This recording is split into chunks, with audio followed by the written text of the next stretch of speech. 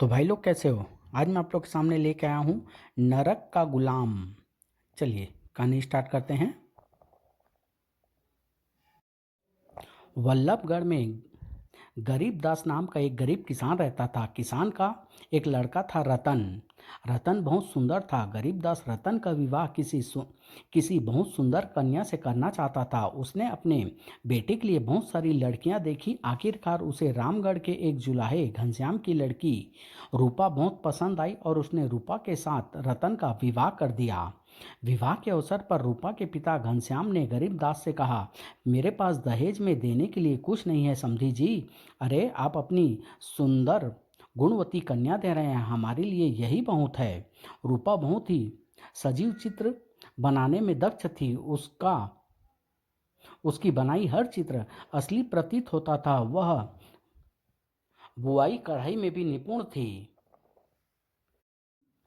समधी जी, अगर हमारे भाग्य में संपन्नता लिखी है तो आपकी लड़की के हमारे घर पहुंचते ही हमारा भाग्य बदल जाएगा। मगर जैसा गरीबदास ने अपने समधी से कहा था वैसा ना हुआ, बल्कि उफ, इस बार तो ज़बरदस्त सूखा पड़ा है, सारी फसल सूख गई। हाँ, खेतों ने इस बार दगा दे दिया, मगर दाल रोटी का प्रबंध करने के लिए कुछ न कुछ तो करना ही होगा बेटे। रतन और गरीबदास ही नहीं, अपने घर की हालत से रूपा भी कम परेशान नहीं थी। क्या करूं कि घर की परेशानियां दूर हो जाएं। अरे यह चरखा कैसा है, शायद सासू माँ इसे सूत काता करती होगी। उसी रात रूपा ने अपने पति रतन से कहा, सुनो जी, घर में एक चरखा है, तुम मुझे रुई और ला दो तो मैं एक चादर बनाऊंगी। यहाँ घर में खाने के दानों के लाले पड़ रहे हैं और तुझे चादर बनाने की सूझ रही है। भला क्या करेंगे हम चादर का। मेरी बनाई चादर तुम बाजार में बेच आना, उससे 4 पैसे मिलेंगे तो परेशानियों के ये दिन आसानी से कट जाएंगे। बात तो तू ठीक कहती है। ठीक है, मैं कल ही कहीं से रुई लाता हूँ। बात रतन के दिमाग में जम गई और उसने अगले ही दिन रुई का प्रबंध कर दिया। और रुई तो मैं ले आया हूँ, मगर अगले महीने रुई के पैसे चुकाने होंगे। भगवान ने चाहा तो ये पैसे हम इसी महीने चुका देंगे।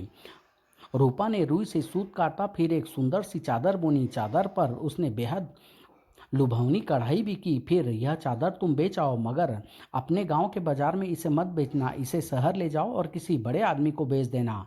और यदि वह इसका दाम पूछे तो क्या बताऊं, कह देना खुद ही चादर देखकर दाम लगा दीजिए। बेफिक्र रहो, कोई पैसा वाले इसके कम दाम नहीं लगाएगा।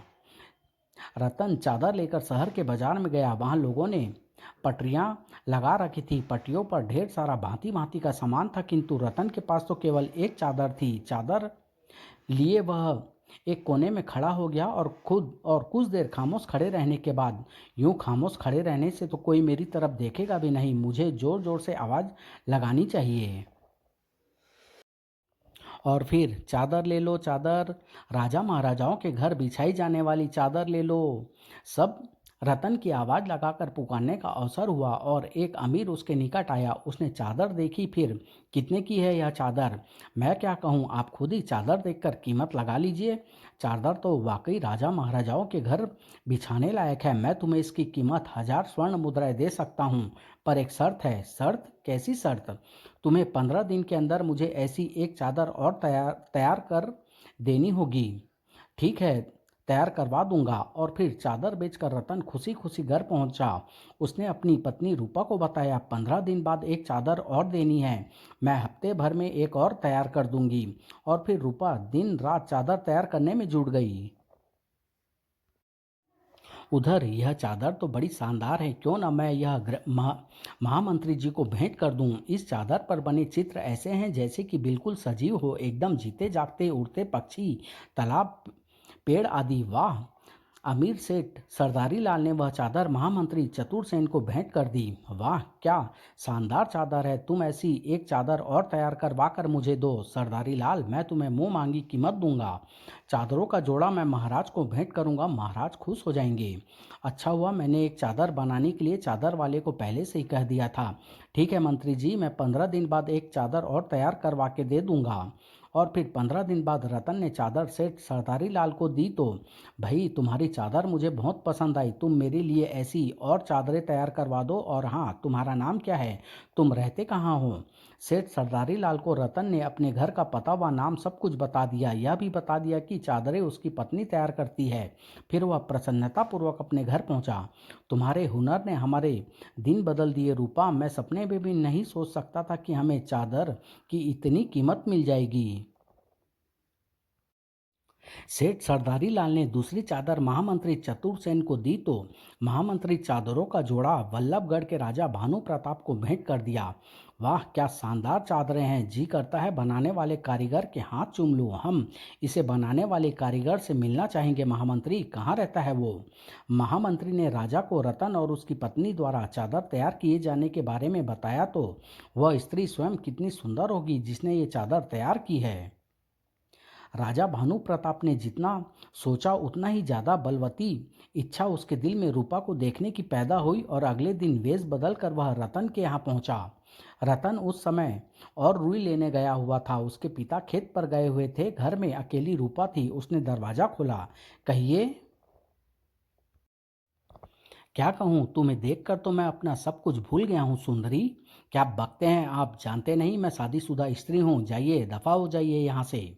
और राजा भानु प्रताप को बुरी तरह अपमानित करने के बाद रूपा ने झड़ भड़ाक से दरवाजा बंद कर दिया। रूपा को देखने के बाद राजा भानु प्रताप की नींद हराम हो गई। आहा, मामूली किसान मामूली किसान रतन की पत्नी, अरे वह तो मेरी पत्नी होनी चाहिए, मगर कैसे।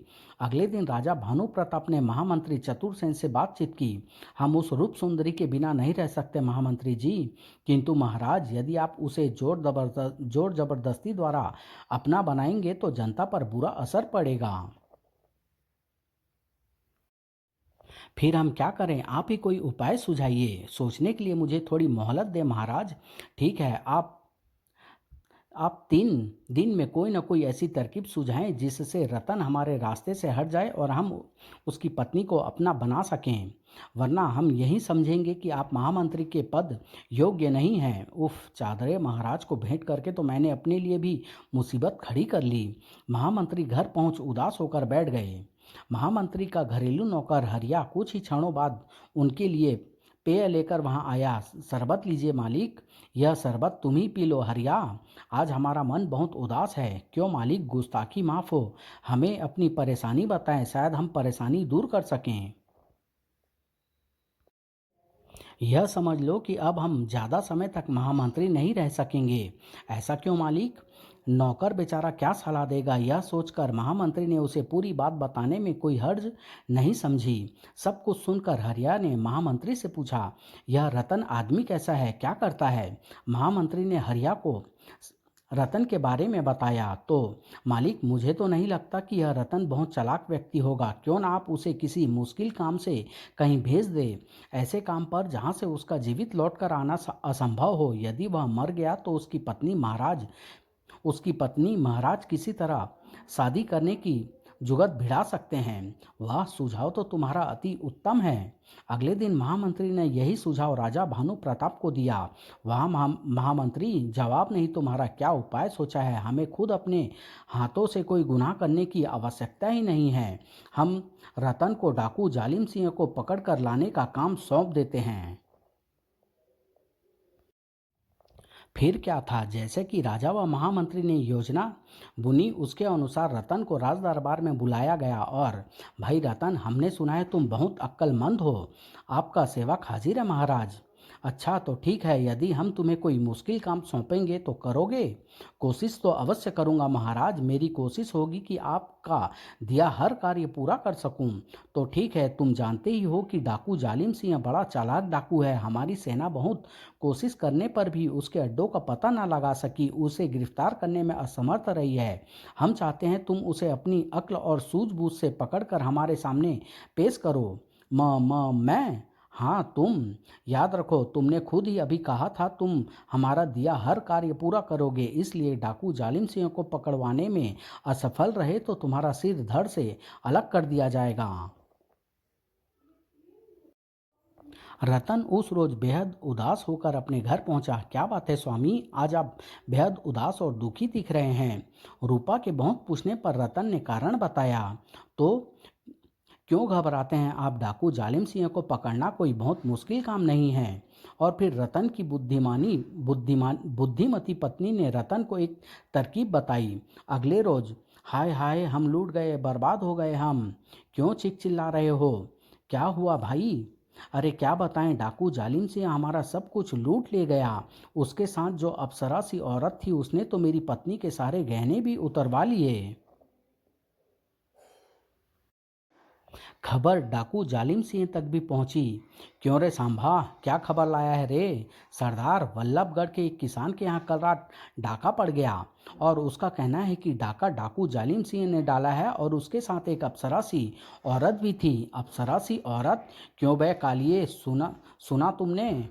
सुना सरदार, मगर आप तो बजरंग बली के भक्त हैं, बाल ब्रह्मचारी, औरतों से मीलों दूर रहने वाले हैं। हाँ, मगर यह अप्सरा सी औरत कौन थी और हमारे नाम से एक किसान के यहाँ डाका किसने डाला, यह हम जरूर जानना चाहेंगे। मगर उसके बारे में तो वही किसान बता सकता है सरदार जिसके यहाँ डाका पड़ा है। ठीक है, हम खुद उस किसान से मिलने जाएंगे और उससे हम अकेले खुद ही मिल कर आएंगे। उसी रात, खट खट खट, पिताजी जरा आप उठ कर देखिए तो इतनी रात बीते कौन आया है। अच्छा देखता हूँ, कौन है भाई। हम हैं राजा भानु प्रताप सिंह के दूत वीर बहादुर सिंह से सैविक का वेश धारण किए वहां आए डाकू जालिम सिंह को पता न था कि वहां पिछवाड़े के रास्ते से रतन लाठी लिए उसके सिर पर आ पहुंचा है। कहो भाई, क्या चाहते हो बूढ़े। हमें पता चला है तुम्हारे यहाँ कोई डाका पड़ा है। हाँ भाई, पड़ा तो है डाका। डाकुओं के बारे में क्या जानता है तू। किसने डाला था डाका, कितने लोग थे, कैसे लगते थे, बोल चाल कैसी थी। बस बस इतने सारे प्रश्न मत करो भाई, मुझे कुछ नहीं मालूम। मैं तो सो रहा था, मैंने किसी डाकू को नहीं देखा तभी, मगर मैंने देखा है। ठाक ठाक ठाक। सच बता तू कौन है, वरना तेरा गला घोंट कर मार डालूंगा। नहीं नहीं, मुझे मारो मत, मैं ही डाकू जालिम सिंह हूँ, मगर मैंने तुम्हारे यहाँ डाका नहीं डाला। हमें मालूम है डाका तुमने नहीं डाला, मगर हम चाहते हैं अब तुम कहीं कोई डाका नहीं डालो। रूपा जरा रस्सी तो लाना। और फिर अगले ही दिन डाकू जालिम सिंह को रस्सियों से जकड़े रतन राज दरबार में पहुंचा। डाकू जालिम सिंह हाजिर है महाराज। क्या। रतन द्वारा डाकू जालिम सिंह को बंदी बनाकर लाने से राजा भानु प्रताप सिंह हक्का बक्का रह गया। उसने महामंत्री से सलाह की, अब क्या किया जाए महामंत्री। कोई और उपाय सोचना होगा महाराज। ठीक है, आज तो हम रतन को इनाम आदि देकर विदा करते हैं, आगे के लिए आप उपाय सोचिए। राजा भानु प्रताप ने रतन को बहुत कुछ इनाम में देकर विदा किया और महामंत्री चतुरसेन को फिर से 3 दिन की मोहलत दे दी। यह क्या मालिक, आज फिर मैं आपको बेहद परेशान देख रहा हूँ। बात ही ऐसी है हरिया। और महामंत्री ने हरिया को सारी बात बताई। मैं एक सलाह दूँ मालिक।